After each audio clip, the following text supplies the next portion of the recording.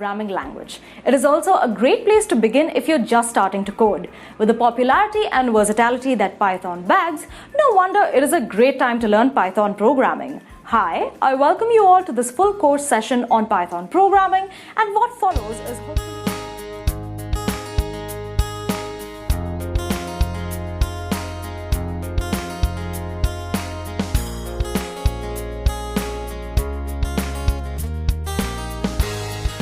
way of becoming a Python developer.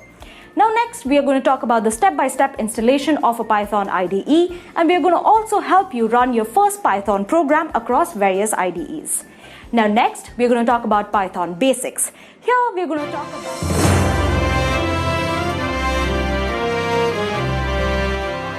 one of the most sought after for jobs. And so if you're trying to get a job, or you're trying to, automate your life, or you're trying to write awesome scripts to do a bunch of different things, then Python's for you. Honestly, more and more developers every day are moving their projects over to Python because it's such a powerful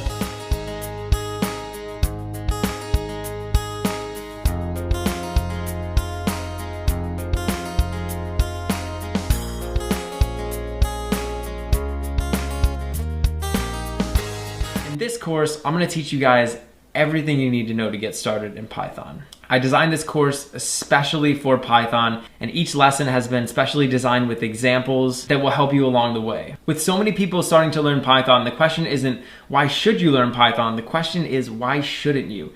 And I think for a lot of people, I'm going to be your instructor in this Python course. In this course, you're going to learn everything you need to get started programming in Python. Python is one of the most popular programming languages, and everyday people use it to do cool things like automation. They use it in AI, as well as building applications and websites like Instagram and Dropbox. So if you're looking for a job, Python is for you. In this course, I'm going to teach you everything.